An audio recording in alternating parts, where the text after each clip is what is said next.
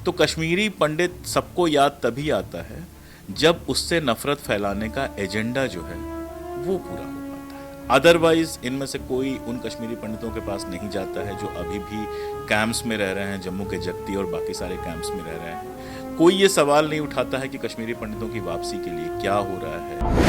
उसके बाद जो पूरी फिल्म आपको दिखाती है उसमें ऐसा लगता है कि मुसलमान सारे जो हैं उन्होंने हथियार उठाया हुआ है और कश्मीरी पंडितों पे हमला हो रहा है। अगर मैं आपसे बताऊं कि कश्मीर में जो पहला पॉलिटिकल मर्डर हुआ था वो नेशनल कॉन्फ्रेंस के मोहम्मद यूसुफ हलवाई का हुआ था। कश्मीर में जिस अधिकारी पर पहला अटैक किया गया था वो वटाली साहब पे किया गया था जो वहाँ के पुलिस के प्रमुख थे। तकरीबन 50,000 के आसपास, 25,000 से 50,000 मुसलमानों की उस दौर में। अब उसमें से आप सिर्फ पंडितों को जब दिखाते हैं और ये दिखाते हैं कि सारे मुसलमान उसमें शामिल थे, तो फिर साफ समझ में आता है कि आप एजेंडा पे काम कर रहे हैं। आपके जहन में न हिंदुस्तान है, न कश्मीर है, न कश्मीरी पंडित है, न कश्मीरी मुसलमान है। आपके जहन में जो नफरत का एजेंडा देश में चल रहा है, आगे जो चुनाव आ रहे हैं उसमें जो पोलराइजेशन की ज़रूरत है, ये सारा कुछ है। बहुत सारी उसमें ऐसी घटनाएं हैं जिन पर सवाल किया जा सकता है, पूछा जा सकता है। और जैसे एक जगह दिखाया गया है कि राशन जो बंट रहा है वो मुसलमानों को मिल रहा है, हिंदू पंडितों को नहीं मिल रहा। खेमलता वखलू वहाँ एक मिनिस्टर रही हैं, उन्होंने एक किताब लिखा है, अपना संस्मरण लिखा है बिहाइंड द वाइट कर्टन। अब उसमें उन्होंने साफ साफ लिखा है कि JKLF के हाथ में जब राशन की दुकानें आ गई तो दोनों समुदायों को उन्होंने बराबर बराबर किसको सही माना चाहिए। तो सारा मामला ये है कि आपने उसमें से सिर्फ वही चुना है। कश्मीरी पंडितों के साथ जो हुआ, जो त्रासदी हुई, वो सब जानते हैं और उसमें कोई ऐसा, मेरे ख्याल से कोई इंसान ऐसा नहीं हो सकता है जो कहे कि वो त्रासदी सही थी। वो गलत थी, 1000 बार गलत थी और बिल्कुल गलत थी। लेकिन उसकी आड़ में आप एक ऐसा माहौल तैयार कर रहे हैं कि पूरे देश में ऐसी त्रासदी है। ये कितना सही है पता नहीं। सिनेमा का काम, साहित्य का काम हमेशा रास्ता निकालना है, रास्ता दिखाना है। ये फिल्म कोई रास्ता नहीं दिखाती है, ये फिल्म सिर्फ नफरत की बात करती है।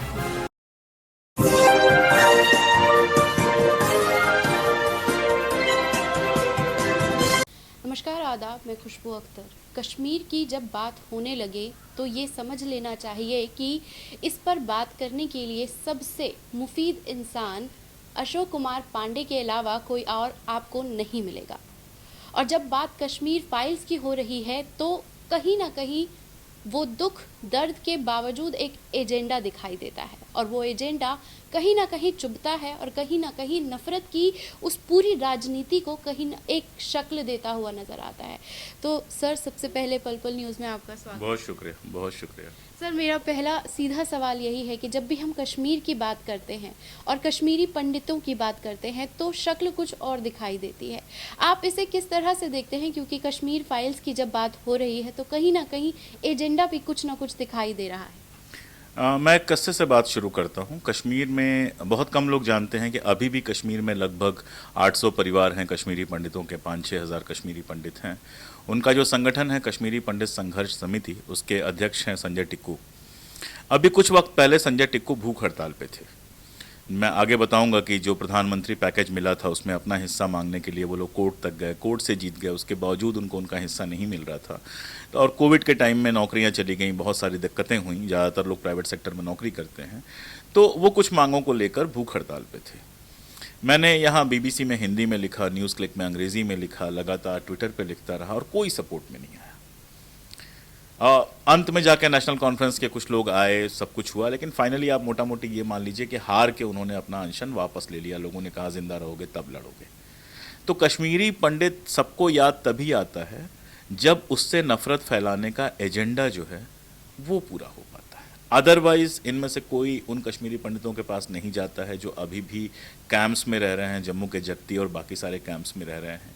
कोई ये सवाल नहीं उठाता है कि कश्मीरी पंडितों की वापसी के लिए क्या हो रहा है। कोई जो कश्मीरी पंडित कश्मीर में रह रहे हैं, उनकी नौकरी, उनके घरों और उनकी परेशानियों से कोई ताल्लुक़ नहीं रखता है।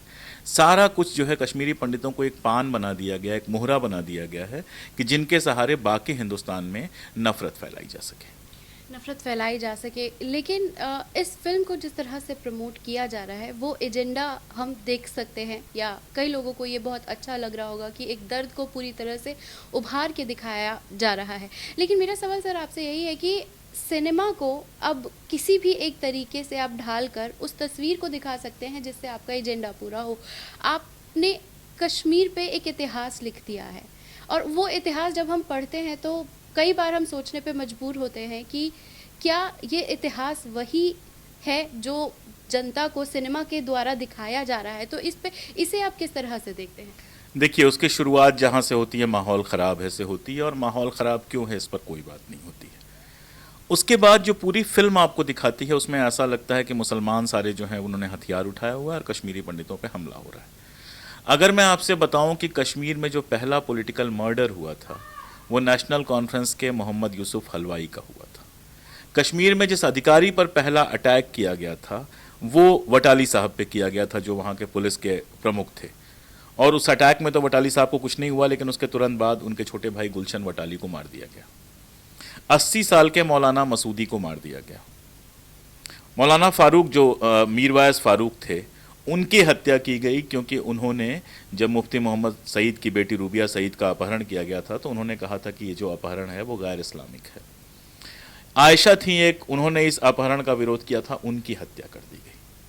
तकरीबन 50,000 के आसपास, 25,000 से 50,000 मुसलमानों की उसी दौर में हत्या की गई, जिसमें नेशनल कॉन्फ्रेंस के लोग थे, कांग्रेस के लोग थे, जनता दल के लोग थे, कम्युनिस्ट पार्टी के लोग थे, सरकारी कर्मचारी थे, रेडियो कश्मीर के लोग थे और अलग अलग तरह के। पूरा एक माहौल बना हुआ था वो, जिसमें जो भी इंडिया के सपोर्ट में दिख रहा था उसके ऊपर हमला किया जा रहा था, जिसमें कश्मीरी मुसलमानों पर भी हमला हुआ, कश्मीरी पंडितों पर भी हमला हुआ। अब उसमें से आप सिर्फ पंडितों को जब दिखाते हैं और ये दिखाते हैं कि सारे मुसलमान उसमें शामिल थे, तो फिर साफ समझ में आता है कि आप एजेंडा पे काम कर रहे हैं। आपके जहन में ना हिंदुस्तान है, ना कश्मीर है, ना कश्मीरी पंडित है, ना कश्मीरी मुसलमान है। आपके जहन में जो नफ़रत का एजेंडा देश में चल रहा है, आगे जो चुनाव आ रहे हैं उसमें जो पोलराइजेशन की ज़रूरत है, ये सारा कुछ है। बहुत सारी उसमें ऐसी घटनाएं हैं जिन पे सवाल किया जा सकता है, पूछा जा सकता है। और जैसे एक जगह दिखाया गया है कि राशन जो बंट रहा है वो मुसलमानों को मिल रहा है, हिंदू पंडितों को नहीं मिल रहा है। खेमलता वखलू वहाँ एक मिनिस्टर रही हैं, उन्होंने एक किताब लिखा है, अपना संस्मरण लिखा है, Kashmir behind the silver curtain, white curtain, शायद बिहाइंड द वाइट कर्टन। अब उसमें उन्होंने साफ साफ लिखा है कि JKLF के हाथ में जब राशन की दुकानें आ गईं तो दोनों समुदायों को उन्होंने बराबर बराबर बांटा। किसको सही माना जाए? तो सारा मामला यह है कि आपने उसमें से सिर्फ वही चुना है। कश्मीरी पंडितों के साथ जो हुआ, जो त्रासदी हुई, वो सब जानते हैं और उसमें कोई ऐसा, मेरे ख्याल से कोई इंसान ऐसा नहीं हो सकता है जो कहे कि वो त्रासदी सही थी। वो गलत थी, 1000 बार गलत थी और बिल्कुल गलत थी। लेकिन उसकी आड़ में आप एक ऐसा माहौल तैयार कर रहे हैं कि पूरे देश में ऐसी त्रासदियां हों। ये कितना सही है पता नहीं। सिनेमा का काम, साहित्य का काम हमेशा रास्ता निकालना है, रास्ता दिखाना। ये फिल्म कोई रास्ता नहीं दिखाती है, ये फिल्म सिर्फ नफरत की बात करती है। नफरत की बात करती है। त्रासदी हमेशा दुखदाई होती है, हमला या मौतें हमेशा परेशान करती हैं, जहन में एक कुव्वत पैदा करती है कि नहीं होना चाहिए था। अब मैं आपको गुजरात राइट्स की तरफ ले चलूँगी सर, और मेरा सवाल यही है कि आज ही योगी आदित्यनाथ जी ने एक ट्वीट किया कि कश्मीर फाइल्स को अब टैक्स फ्री कर दिया गया है। परजानिया की अगर हम बात करें तो वो रिलीज तक नहीं होने दी गई थी। एक खाली स्क्रीनिंग रखी गई थी, वो भी बहुत विरोध के बाद। उसके बाद वो जिन्होंने दिखाई थी वो भी पूरी तरह से उभर नहीं पाए थे। मैं इस पर आपका रिएक्शन लेना चाहती हूँ। रिएक्शन की ज़रूरत ही नहीं है। आप इस बात को समझ रहे हैं कि जो हमारी रूलिंग पार्टी है उसके एजेंडा को ये फिल्म सूट कर रही है, वो फिल्म नहीं सूट कर रही थी। अब हालात ऐसे ही हो गए हैं, इस तरह के ही बनाए जा रहे हैं। और मुझे सरकार से कोई उम्मीद नहीं है, मुझे उस पार्टी से कोई उम्मीद नहीं है, क्योंकि वो हर पार्टी चाहेगी उसका फ़ायदा हो। लेकिन जो आम जनता है उससे मैं सवाल करना चाहता हूं कि इस तरह की नफ़रत आपको कहां लेकर जाएगी। पूरी दुनिया में जो इस तरह की नफ़रत जहां जहां फैली है, आप उसका इतिहास उठा के देख लीजिए, आप उसका वर्तमान उठा के देख लीजिए। ऐसी नफ़रत अंत में जनता जो वहाँ की होती है वही भुगतती है। तो इसमें मतलब रिएक्शन क्या दिया जाए? परजानिया अकेली फिल्म नहीं है, बहुत सारी फिल्म है जिनको ढंग से रिलीज नहीं होने दिया गया या जला दिया गया या तमाम सारी चीज़ें किया गया। तो वो सच तो आप सामने आने नहीं देना चाहते हैं, और एक ये गढ़ा हुआ सच आप सामने लेकर आ रहे हैं, और जिसे सबसे ज़्यादा हाउसफुल बोलकर सब मार्केट में बेचा जा रहा है, दिखाया जा रहा है। सर, इसी के साथ एक सवाल ये भी बनता है कि मुसलमान हमेशा टारगेट पर है, सबसे ज़्यादा सताया जा रहा है, उसके ऊपर जितनी भी चीज़ें हो रही हैं वो दिखाई जा रही हैं। और आज के वक्त में जो सॉफ्ट टारगेट या हाइड पूरी तरीके से जो टारगेट है वो मुसलमान है। लेकिन यूपी इलेक्शन में कहीं अगर हम बात करते हैं तो मुसलमानों को चुनाव हारने के बाद सबसे ज़्यादा गालियां पड़ी, और उसी के साथ साथ अब भारतीय जनता पार्टी के तमाम जो नेता हैं, जो तमाम लोग हैं, वो ये बोलते हुए नज़र आ रहे हैं, तुमने हमें वोट नहीं दिया, अब तुम्हारे घर बुलडोज़र चलेगा। कैसे देखते हैं इन चीज़ों को आप? कश्मीर में जो कश्मीरी पंडित रहते हैं जिनके बारे में मैंने बात की, एक बार कोई घटना हुई थी, उस समय मैं गया हुआ था, उनसे बात किया तो उन्होंने कहा कि अल्पसंख्यक का दर्द क्या होता है ये हम समझ सकते हैं, आप नहीं समझ सकते हैं। गांधी इसके लिए क्या कहते थे? गांधी कहते थे कि जो जहां बहुसंख्यक है वो अपने अल्पसंख्यक की रक्षा करे। इसी को पलट दिया गया है। जो कश्मीर में हुआ वो अगर उसको देखें तो क्या था? अगर मान लीजिए कि इनको ही पूरी तरह से सही मान लें तो क्या था? अल्पसंख्यकों पर अत्याचार था। तो आप बाकी देश में अल्पसंख्यकों पर अत्याचार करना चाहते हैं? जब तक वो वोट की ताकत पे भरोसा कर रहा है आप उसको जितना सताना हो सता लीजिए। जिस दिन वोट की ताकत से भरोसा हट जाएगा इस देश का क्या होगा सोच के घबराहट होती है। तो एक डेमोक्रेसी में जो सबसे कम वोट वाला है, अगर मुसलमान तो आप छोड़ दीजिए, मैं पारसी की बात कर रहा हूँ, मैं सिख की बात कर रहा हूँ, मैं ईसाई की बात कर रहा हूँ, मैं बौद्धों की बात कर रहा हूँ, जिनके वोटों में इतनी ताकत नहीं है कि बहुत सीटें जीत के दे सकें, लेकिन इन्हीं की रखवाली करना, इनको बढ़ने के मौके बहुसंख्यक के बराबर देना, यही तो डेमोक्रेसी थी। तो बेसिकली डेमोक्रेसी को ही नष्ट करने का काम हो रहा है। रहा सवाल यूपी इलेक्शंस का, तो हाँ, मायावती जी ब्राह्मण सम्मेलन कराती हैं और फिर शिकायत करती हैं मुसलमानों से, और योगी जी चुनाव में कहते हैं कि मैं मुसलमानों से प्यार करता हूं, मुसलमान मुझे प्यार करते हैं, और उसके बाद आप बुलडोजर की बात बता रही हैं। तो सोचना पड़ेगा, मुसलमानों को भी मुझे लगता है सोचना पड़ेगा कि मतलब पॉलिटिकल बिहेवियर उनका कैसा होगा। सर, आज तक तो कोई भी मतलब हर किसी को वोट मुसलमान का चाहिए, हर किसी का साथ मुसलमान देखता हुआ नज़र आता है, लेकिन जब भी उसकी आइडेंटिटी की बात होती है, उसको हिस्सेदारी की देने की बात आती है, तो वो कहीं ना कहीं गोल बिस्तर में गायब हो जाती है। तो आप बहुत बेहतर और बारीक नज़र रखते हैं, आप एक समझ रखते हैं, तो आपने कहा कि मुसलमानों को समझना होगा, लेकिन कहीं ना कहीं एक रास्ता भी तो होता है कि वो रास्ता क्या होगा।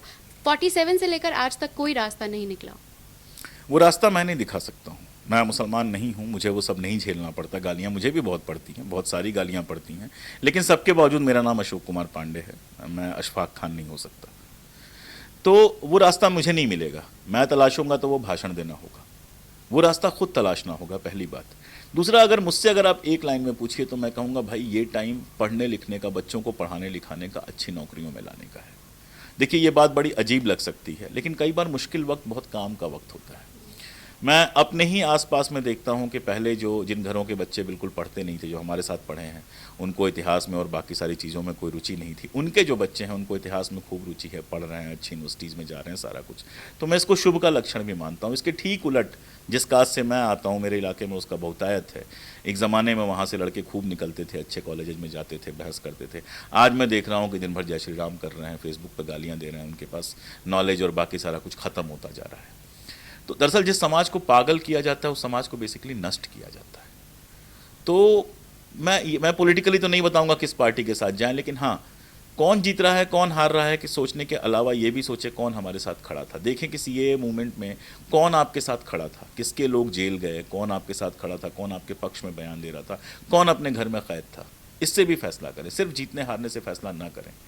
और अगर आप सोचेंगे फला पार्टी मोदी को हरा रही है, उसको हम सिर्फ वोट दे दें, आप यकीन जानिए हर बार आपको धोखा होगा। क्योंकि एक चीज़ ये आपने सही बोला कि मोदी को कौन हरा रहा है, वोट बस वही हुआ है। अगर अखिलेश यादव की बात करें, वही उन्हें हरा सकते हैं, इसीलिए वही परसेप्शन बना हुआ था कि वो हरा सकते हैं, इसलिए सबने जाकर वहां पर वोट दिया। उसके बावजूद मुझे नहीं लगता है कि वहां से कोई बड़ी मोहब्बत भरे पैगाम वहां से आ रहे हैं। तो इससे बेहतर है आप चुनिए, अपने लीडर्स खड़े कीजिए, अलग अलग पार्टियों में अपने लीडर्स खड़े कीजिए। आप देखिए कौन सी पार्टी कितनी दूर तक आपके साथ जाने के लिए तैयार है। हाँ, आप कायद साहब को चुनेंगे तो फिर एक बार धोखा होगा, ये मैं कह रहा हूँ। क्योंकि एक कायद साहब ने जो विभाजन कराया उसका आप अभी तक भुगत रहे हैं, हिंदुस्तान में भी पाकिस्तान में भी। दूसरे कायद साहब वहीं से निकल के आए हैं, वो कहाँ आपको ले जाएंगे मैं नहीं जानता। कट्टरता का जवाब कट्टरता नहीं हो सकता, ये मैं जानता हूँ। कट्टरता का जवाब यही हो सकता है कि जो रियली आपको सच में लगता है कि जो सेकुलर फोर्सेज आपके साथ खड़ी होती हैं, उनके साथ आप भी खड़ा होना सीखें।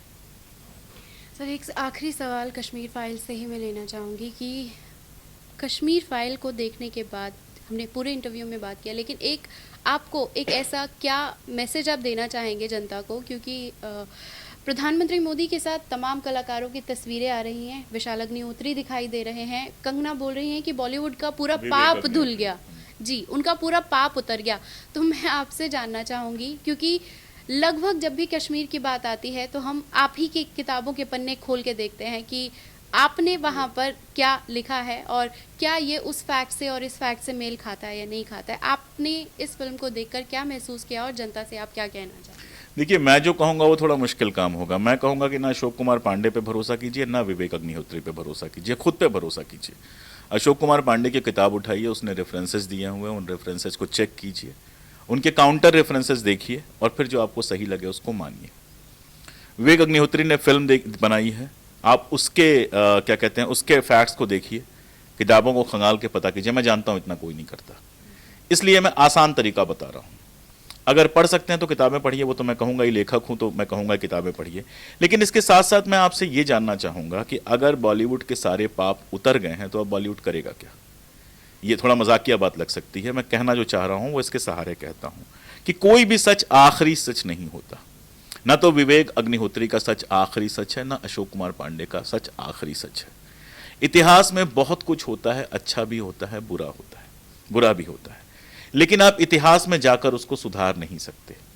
मान लीजिए बचपन में किसी ने मेरे पापा को एक थप्पड़ मारा था, तो मैं बचपन में जाके पापा के थप्पड़ का बदला नहीं ले सकता, और उसके नाती को या उसके बेटे को एक थप्पड़ मार के मेरे पिता को कुछ फर्क पड़ने वाला नहीं है, ना उस बंदे को कोई फर्क पड़ने वाला होता। भविष्य क्या होगा ये सोचना जरूरी होता है, क्योंकि भविष्य आपके सामने है। रोजी रोटी का सवाल है, घर का सवाल है, और एक समाज में रहने का सवाल है। आप एक ऐसे समाज में रहना चाहते हैं जहां हमेशा खतरा बना रहे, जहां हमेशा कभी भी कहीं भी दंगे हो सकें, कभी भी नफरत किसी भी तरह से सामने आ सके, या एक ऐसे समाज में रहना चाहते हैं जहां आपके बच्चे पढ़ लिख कर अपने पसंद की ज़िंदगी जी पाएं, आप अपनी पसंद की ज़िंदगी जी पाएं? यह आपको फैसला करना है। अगर आप चाहते हैं अपने भविष्य को अंधेरे में ढकेलना, तो एक जहर फैल रहा है, उस जहर को आराम से पीजिए और फैलाइए। अगर आप चाहते हैं कि ये मुल्क जो है वो सही तरीके से सही रास्ते पर चल सके, तो इतिहास हमें यही बताता है कि चाहे भागलपुर की गलती हो, चाहे कश्मीर की गलती हो, चाहे 84 के दंगों की गलती हो, चाहे गुजरात के गोधरा की गलती हो, उनकी लकीर पीटने से कुछ नहीं होने वाला है। उनसे ये सीखना चाहिए कि इसमें क्या गलत हुआ, क्यों गलत हुआ, जिसको दोहराया ना जाए, ताकि आगे ऐसे दंगे ना देखने को मिले। सर, इसी में तो एक सवाल और भी बनता है कि ये चीज़ें जानबूझ के की गई ताकि सत्ता की रोटी उनके हक में बनी रहे, और इस बार भी तो यही किया जा रहा है, और इसी के बहाने तो फिर एक नया इलेक्शन खड़ा है ताकि उसका फ़ायदा उस तरफ मिल सके। हाँ, लेकिन ये बात अगर आपके समझ में आ रही है, मेरे समझ में आ रही है, तो बाकी लोगों को भी समझना होगा। नहीं समझेंगे तो जो चल रहा है वो चलता रहेगा। बिल्कुल, नहीं समझेंगे तो जो चलता है वो चलता रहेगा। हमारे साथ मौजूद थे अशोक कुमार पांडे जी, जिन्होंने उन तमाम बारीकियों को एकदम खरा खरा कह दिया है। चुभता है तो चुभता रहे, लेकिन सच्चाई यही है कि एजेंडे के नाम पर चाहे कुछ भी परोसा जाए, वो एजेंडा ही कहलाएगा, सच्चाई नहीं कही जा सकती।